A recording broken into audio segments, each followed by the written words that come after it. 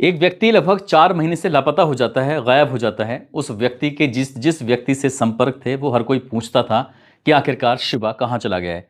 शिवा सक्सेना के बारे में हर कोई पूछता था, हर कोई जानता था। उसके परिवार से जो भी उसके रिश्तेदार थे, उनसे संपर्क साधते थे, वो नहीं मिल पा रहा था। आखिरकार बात पुलिस तक पहुंच जाती है और जब बात पुलिस तक पहुंचती है, तो पुलिस ने अपने मुखबिर लगा दिए। पुलिस ने जब मुखबिर लगाए तो फिर ये पता चलता है कि एक महिला का नाम सामने आता है, साथ ही एक व्यक्ति का नाम सामने आता है। पुलिस ने आखिरकार घेराबंदी की और घेराबंदी करने के बाद उस महिला को और उस पुरुष को भी अपनी हिरासत में ले लिया और हिरासत में लेने के बाद उनसे जब सख्ती से पूछताछ किए, तब उन्होंने पूरी कहानी बताई। आखिरकार कहानी सुनने के बाद पुलिस उन्हें उसी जगह पर लेके जाती है जहां पर अंतिम बार वो व्यक्ति देखा गया था, जहां से वो गायब हुआ था। अब जैसे ही पुलिस उस घर के अंदर लेके जाती है, तो वो एक आंगन है। आंगन के बाद वो महिला उस पुलिस के साथ ही थी, लेकिन वो व्यक्ति जो होता है, वो सीढ़ी के रास्ते जब छत छत पर चढ़ने लगता है, तो एक दो सिपाही थे, वो साथ साथ भी चढ़ने लगते हैं।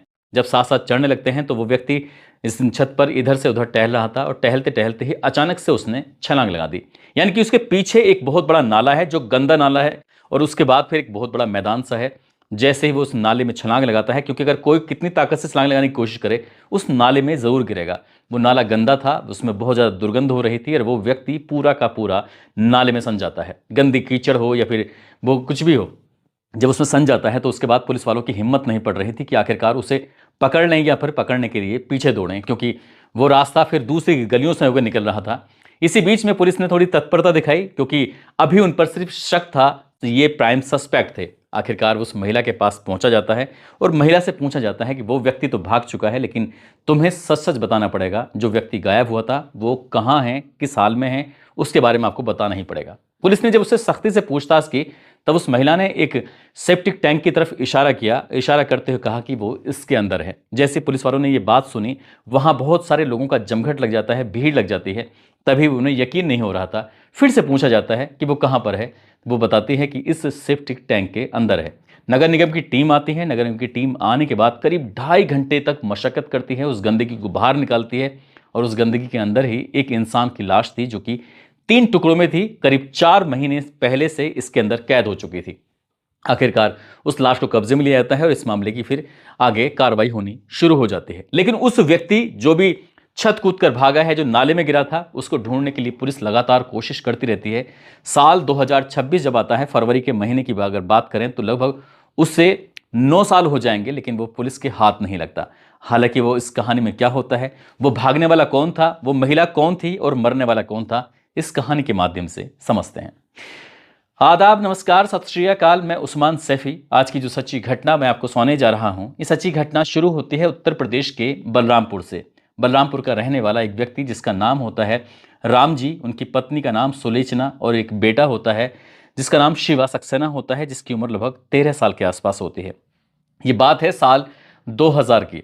ये तीनों व्यक्ति गोंडा के मसोली एक जगह लगती है, वहां जा रहे थे। उधर जाते जाते रास्ते में सामने से एक ट्रक आ जाता है, और जब ट्रक ने एक टक्कर मारी, टक्कर ऐसी लगती है कि जो राम जी होते हैं उनकी तो मौके पर ही मौत हो जाती है, लेकिन राम जी की जो पत्नी होती है, वो मानसिक रूप से उनको ऐसी चोट लगी थी, ना वो जिंदा थी ना वो मरी हुई थी। लेकिन जो बेटा था, उनके वाहन से वो दूर जाकर गिर जाता है और बेटा बिल्कुल सुरक्षित था, उससे कुछ भी दिक्कत नहीं थी। यहाँ शोर मचता है, उसके बाद लोग इकट्ठे होते हैं, उसके बाद फिर पुलिस आती है, उस लाश को कब्जे में लेकर पोस्टमार्टम के लिए भेजती है। जो महिला होती है उसके उपचार कराया जाता है। जो लड़का होता है बिल्कुल एकदम स्वस्थ था। वक्त आगे बढ़ने लगता है। जब वक्त आगे बढ़ रहा था, तो शिवा सक्सेना धीरे धीरे बड़ा हो रहा था, लेकिन उसकी माँ की मनोस्थिति, माँ की शारीरिक स्थिति बिल्कुल ठीक नहीं थी, और ऐसा बताया जाता कि कुछ साल के बाद उनकी भी मौत हो जाती है। अब ये शिवा सक्सेना जो होता है, बिल्कुल अकेला पड़ जाता है। हालांकि उसने अपने पढ़ाई लिखाई या काम करने की तमाम कोशिशें करता था, लेकिन वो बालक था। इसलिए गांव के लोगों ने कहा, जिम्मेदार लोगों ने, उसकी जो मामा थे, जिनका नाम लखनऊ के इंदिरा नगर सेक्टर सी में रहने वाले जनक राज, उनसे जब सिफारिश करते हैं, तो वो उस बालक को, जिसका नाम शिवा होता है, उसे अपने साथ लेके लखनऊ आ जाते हैं। लखनऊ आने के बाद उसका फिर पूरा ख्याल रखा जाता है। हालांकि इसके मामा के भी अपना एक बेटा होता है, वो उसका भी ख्याल रखते थे और अपने भांजे का भी ख्याल रखते थे। उसका पढ़ाना लिखाना सब कुछ वो कर रहे थे, क्योंकि उस बच्चे के माता और पिता दोनों ही नहीं थे। ये मामा ही उसके माता और पिता की पूरी भूमिका निभा रहे थे। वक्त आगे बढ़ रहा था और उस लड़के ने पढ़ाई करना शुरू कर दिया। पढ़ते पढ़ते उसे एक नौकरी भी मिल जाती है। जब नौकरी मिल जाती है, वो अपनी जिम्मेदारी खुद से उठाने लगता है। तभी उसके मामा ने फैसला लिया कि क्यों ना अब इसकी शादी की बात की जाए। ये तारीख आती है फरवरी 2013 की बात है। आखिरकार लखनऊ का ही एक इलाका लगता है विरहाना। विरहाना की रहने वाली मधु अस्थाना उर्फ डोली नाम की एक लड़की होती है। उसके परिवार से बातचीत की जाती है। इस शिवा के बारे में पूरी कहानी बताई जाती है। उस लड़की के परिवार वाले बिल्कुल तैयार हो जाते हैं, राजी हो जाते हैं। आखिरकार शिवा सक्सेना की मधु अस्थाना उर्फ डोली से शादी हो जाती है और उनको एक जगह दिलवाई जाती है हरिओम नगर में। किराए के मकान में वो रहना शुरू कर देते हैं। लड़का प्राइवेट नौकरी करता था, कभी अपने गांव चला जाया करता था तो कभी नौकरी पे चला जाया करता था। ऐसे ही वक्त आगे बढ़ रहा था और लगभग 1-1.5 साल के आसपास बीत जाता है। उनको एक पहला बच्चा होता है। पहला बच्चा होता है तो इनके घर में अब खुशियों का माहौल था, लेकिन वो बच्चा बहुत ज़्यादा दिन जी नहीं पाता। अभी 1 साल ही हुआ था, उस बच्चे की अचानक से मौत हो जाती है। उसके बाद उन्होंने तसल्ली दी अपने एक दूसरे को और कहा कि ठीक है, ज़िंदगी में ये सब होता रहता है। वो लड़का पहले से ही इतने दुख तकलीफें झेल चुका था, इतनी परेशानी झेल चुका था। उसने अपनी पत्नी को समझाने की कोशिश की। फिर से एक बच्चा और पैदा हो जाता है। एक बच्चा और पैदा होने के बाद कुछ ही महीने बीते थे कि उस बच्चे की भी मौत हो जाती है। अब ये पति और पत्नी दोनों ही रहते थे, एक दूसरे के साथ सुख और दुख की बातें भी किया करते थे, सुख दुख बांटते थे। तभी इस महिला को यानी कि शिवा ने अपनी पत्नी जिसका नाम मधु होता है उसको समझाने की कोशिश की। बिल्कुल परेशान होने की ज़रूरत नहीं है, दिक्कत में आने की ज़रूरत नहीं है। तभी एक दिन इसकी मधु ने कहा अपने पति से कि अगर तुम्हें कोई ऐतराज़ ना हो, कोई तुम्हें दिक्कत ना हो। उसकी सगी मौसी है जो कि थाना नाका क्षेत्र के राजेंद्र नगर में रहती है, जिनका नाम रंजना है। वो लिफाफे बनाने का काम करती हैं। अगर तुम्हें कोई ऐतराज़ ना हो तो क्या मैं उनके घर जाकर उस काम में उनका हाथ बढ़ाऊं? वहाँ से थोड़े बहुत पैसे मिलेंगे। वैसे भी मेरा मन अब घर में बहुत कम लगता है। जैसे उसके पति ने यह बात सुनी, उसने कहा कोई दिक्कत नहीं, कोई परेशानी नहीं। अब मधु अपनी मौसी के यहाँ जाने लगी और लिफाफे का जो काम था उस काम को करने लगी। चाहे लिफाफे बनाना हो या कुछ भी करना हो। कुछ दिन के बाद वो अपने घर पे भी लाने लगी और यहाँ लाने के बाद फिर लिफाफे घर पे बनाया करती थी। मौसी का एक लड़का होता है जिसका नाम नीरज होता है। अब नीरज का काम था उन लिफाफों को तैयार करके इकट्ठा करना, इकट्ठे करने के बाद दुकानों पर सप्लाई करना। अब मधु उसके साथ लग जाती है। तो कभी मौसी के यहाँ काम करती थी, तो कभी अपने घर पर काम करती थी, तो कभी अपने मौसी के लड़के यानी कि मौसेरे भाई जिसका नाम नीरज होता है, नीरज के साथ मिलकर दुकानों पर उन लिफाफों की सप्लाई किया करती थी। ऐसे करते करते वक्त आगे बढ़ रहा था और वक्त आगे बढ़ते बढ़ते उन दोनों की बहुत अच्छी दोस्ती हो जाती है। वैसे वो बहन और भाई हैं, लेकिन बहन भाई होने के साथ साथ उनकी दोस्ती हो जाती है। दोस्ती कब प्यार में बदल जाती है पता ही नहीं चलता। वो अपने घर में कम ध्यान देती थी। उसका पति कई कई बार कई कई दिन के लिए अपनी नौकरी के सिलसिले में घर से बाहर भी निकल जाया करता था।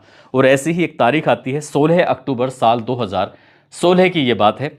अब इस तारीख को उसका जो पति होता है जिसका नाम शिवा है, शिवा सक्सेना अपनी पत्नी मधु से कहता है कि मैं घर से बाहर जा रहा हूं, हो सकता है कि आज लौट कर ना आऊं, कल वापस लौट कर आऊं, तो इसलिए तुम अपना ख्याल रखना और परेशान होने की बिल्कुल ज़रूरत नहीं है। कोई बात, कोई दिक्कत, परेशानी हो तो मुझसे बात कर लेना, फ़ोन पर बात कर लेना। इस तरह की बात थी। उसने अपने पत्नी को समझाया। वो यहाँ से चला जाता है। जैसे ही पति घर से निकलता है कुछ ही देर के बाद वो नीरज को फ़ोन कर देती है। नीरज सीधा घर के अंदर एंट्री करता है। एंट्री करने के बाद जब वो पूछता है कि कहाँ गए जीजा जी, तो वो कहता है कि जीजा जी तुम्हारे घर से बाहर चले गए। आखिरकार वो दोनों रात भर साथ रहते हैं, लेकिन वो जो गया हुआ है शिवा, वो अचानक ही 16 अक्टूबर 2016 की रात को अचानक ही वापस आ जाता है। वापस आने के बाद उसने सोचा कि क्यों अपनी पत्नी को रात में इतनी रात परेशान किया जाए। तभी वो पहला जो मुख्य द्वार था उस मुख्य द्वार को फांद कर कूद कर वो अपने घर के अंदर प्रवेश कर जाता है और वो अपनी पत्नी को सरप्राइज देना चाहता था। और सरप्राइज देने के लिए जैसे ही वो घर के दरवाजे पर जाकर खड़ा होता है, बिल्कुल कान लगाकर सुनने की कोशिश कर रहा था, तो घर के अंदर से कुछ अजीब तरह की आवाज़ें आ रही थी। इसी बात को देखते हुए उसे यकीन नहीं हो रहा था कि इस तरह की आवाज़ें जो आ रही हैं घर के अंदर उसकी पत्नी के अलावा शायद कोई और भी सदस्य है। उसने गुस्सा आ जाता है। गुस्सा आने के बाद वो बहुत तेजी के साथ दरवाजे में लात मारता है और लात मारने के बाद दरवाजे को एकदम से खोल देता है। जब दरवाज़ा खुलता है, जो उसने अपनी आंखों से दृश्य देखा था उस दृश्य को देखकर वो खुद हैरानी में पड़ जाता है कि आखिरकार जिस व्यक्ति के साथ उसकी पत्नी एक बहन भाई वाले रिश्ते में है, जिसके साथ वो एक काम भी करती है, लिफाफे बनाती है, उसके साथ वो इस तरह की आपत्तिजनक स्थिति में कैसे हो सकती है। दोनों ही बिना कपड़े के थे और दोनों ही एक दूसरे के साथ शारीरिक संबंध बना रहे थे। और ये बात इसे इतनी ज़्यादा खराब लगती है कि वो अपनी पत्नी के पास जाता है। गुस्से में उसको 1-2 थप्पड़ मार देता है। मधु को अपने पति को समझाने की कोशिश कर रही थी कि जैसे तुम समझ रहे हो वैसी बात नहीं, आप परेशान मत हो, ये वो, इस तरह की बात कर रही थी। और इसी बीच में जब नीरज बोलने लगता है तो शिवा को और भी ज़्यादा गुस्सा आ जाता है। उसने शिवा को भी 1-2 थप्पड़ मारे। जब इन दोनों ने एक दूसरे को पिटते हुए अपनी आंखों के सामने देखा, उन्होंने तुरंत ही शिवा को पकड़ा और पकड़ने के बाद उसका गला घोटकर हत्या कर देते हैं। वो उस रात मर जाता है, उसकी लाश पड़ी हुई थी। अब वहां रोकने वाला और टोकने वाला कोई था नहीं, लेकिन बस ये हैरान करने वाली बात थी कि आखिरकार इस लाश को कहाँ ठिकाने लगाएं इस लाश का, क्या करें क्या ना करें। वो रात तो गुजर जाती है, गुजरने के बाद दोनों फिर बाहर निकलते हैं। जैसे रोजमर्रा की तरह काम किया करते थे वैसे रोजमर्रा की तरह काम कर रहे थे। काम करने के बाद फिर से अपने काम से वापस आते हैं। इस नीरज का इस घर में आना जाना था, आसपास के लोगों को कोई इस बात से दिक्कत नहीं थी। जब पति को दिक्कत नहीं थी, सब जानते थे कि ये इसकी मौसी का लड़का है, भाई है, तो कोई दिक्कत परेशानी है ही नहीं। लेकिन अगले ही दिन उन्होंने उस लाश के लगभग 3 टुकड़े करते हैं और 3 टुकड़े करने के बाद ये फैसला लेते हैं कि उन्हें घर के अंदर जो सेप्टिक टैंक है उसके अंदर ही दबा दें, दफना दें, उसके वहीं पर ही कब्र बना दें। आखिरकार वो सब काम करते हैं और काम करने के बाद 2-3 दिन के बाद यानी कि 19 अक्टूबर 2016 की बात है, ये करवा चौथ का त्यौहार था। करवा चौथ का वो पर्व रखती है। पर्व रखने के बाद जब उससे आसपास की महिलाएं पूछती हैं कि तुम्हारा पति शिवा कहाँ है, तो वो कहती है कि वो अपनी नौकरी के सिलसिले में घर से बाहर गए हैं, आज नहीं आएंगे, लेकिन कोई बात नहीं है, मैं उनके लिए पर्व या ये जो त्यौहार है इसको रखूंगी, व्रत जरूर रखना है। वो व्रत रखती है। आसपास की औरतें भी, महिलाएं भी उस व्रत में शामिल होती हैं। खुशियों के गीत गाए जा रहे थे। किसी को भी इस बात का अंदाजा नहीं था कि उसने अपने पति की हत्या करने के बाद घर के अंदर ही सेप्टिक टैंक में उसको दफना दिया है, दबा दिया है। आखिरकार 15 दिन के बाद एक मौका मिलता है और वो मकान मालिक से संपर्क करते हैं। कहते हैं कि हम इस मकान को छोड़कर जा रहे हैं, यहाँ से थोड़ा दूर हमें फासले पर एक अच्छा घर मिला है, मैं वहाँ रहना चाहती हूँ। मकान मालिक को इस बात से कोई ऐतराज नहीं था। वो 15 दिन के बाद मकान छोड़ देती है, दूसरी जगह रहती है।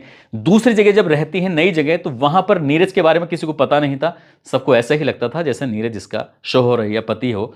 ऐसे करते करते वक्त आगे बढ़ रहा था, बेरोक टोक वो आता था जाता था और ये जिंदगी आराम से चल रही थी। लेकिन एक दिन इस लड़ी मधु का जो सगा भाई होता है, जिसका नाम मोहित होता है, ये तारीख थी 10 नवंबर 2016।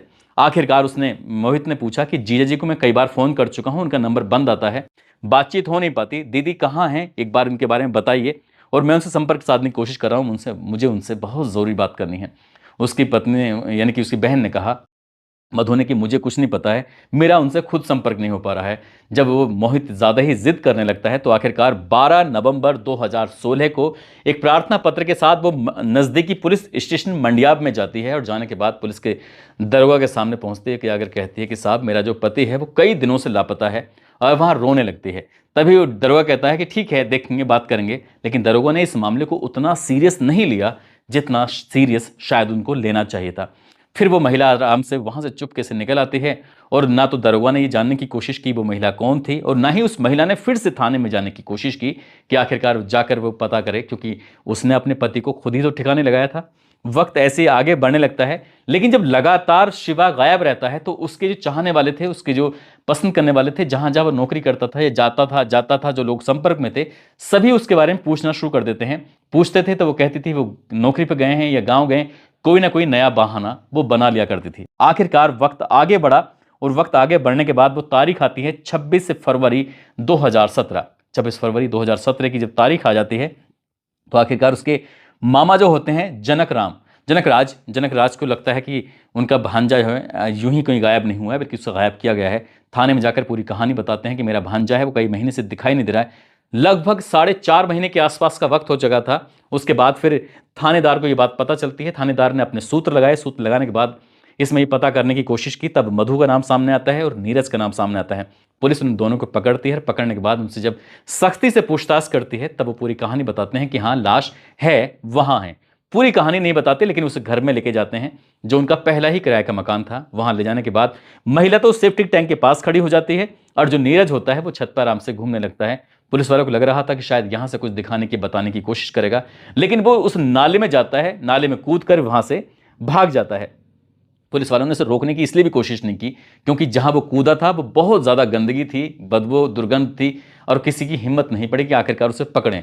लेकिन अभी तक लाश भी तो नहीं मिली थी। आखिरकार उस महिला की शिनाख्त के आधार पर लाश बरामद हो जाती है। उसके बाद फिर लगभग 2-2.5 घंटे की कोशिश के बाद 3 टुकड़ों में लाश मिलती है। मिलने के बाद उसका पोस्टमार्टम होता है, डीएनए होता है और उसके बाद फिर पुलिस ने आगे की जो कार्रवाई होती है उसे करना शुरू किया। अब जो नीरज है उसको लगातार तलाश करने की कोशिश की जा रही थी। नीरज का जो घर था वो नाका थाना क्षेत्र का राजेंद्र नगर होता है। वहां जाती है पुलिस। इसकी माँ होती है जिसका नाम रंजना होता है। उससे पूछा जाता है कि तुम्हारा बेटा कहाँ है। तब वो एक और नई कहानी बताती है। वो कहती है कि वो मेरा सगा बेटा नहीं है, बल्कि हमारे घर के पीछे एक मलिन बस्ती है, झुग्गी झोंपड़ी है, वहां रहने वाला एक बच्चा होता है। मुझे उसकी आदतें अच्छी लगती थी, उसके काम करने के तौर तरीके अच्छे लगते थे। मैंने उस बालक को गोद ले लिया था और गोद लेने के बाद ही वो मेरे साथ मेरे ही बच्चे की तरह रहता था। मुझे नहीं पता कि वो कब इस अपराध की घटना को अंजाम देकर भाग गया है। आप उसे ढूंढ सकते हैं तो ढूंढ दीजिएगा। इस घटनाक्रम को हुए 2026 में, यानी कि जब फरवरी का महीना होगा तब इसे 9 साल का समय बीत जाएगा, लेकिन वो अभी तक हाथ नहीं लगता। लेकिन पुलिस ने इस महिला को गिरफ्तार करके जेल भेजा।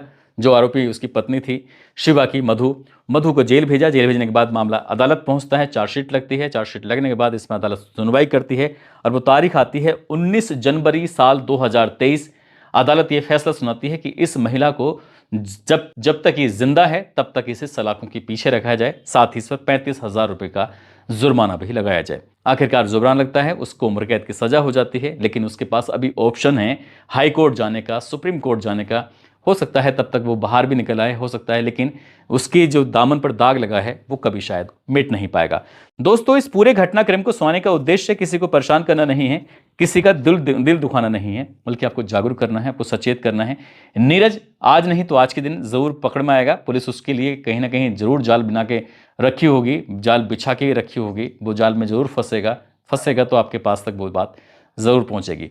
इस घटना के बाद कुछ लोगों ने जन्मदिन के बारे में, इनके जन्मदिन है, प्रयागराज के रहने वाले जितेंद्र कुमार हैं, दिल्ली की रहने वाली हैं परी कटारिया, जयपुर के रहने वाले हैं अश्विन मीणा और इनाया, जीतन कुमार मंडल हैं जो झारखंड के रहने वाले हैं, साथ ही मोहम्मद कादिर हैं, उनकी बेटी हैं अनाबिया जो कि नंगला शाह मेरठ के रहने वाले हैं। आज इन सभी का जन्मदिन है। इन सभी को जन्मदिन की ढेरों सारी शुभकामनाएं, बहुत बहुत मुबारकबाद।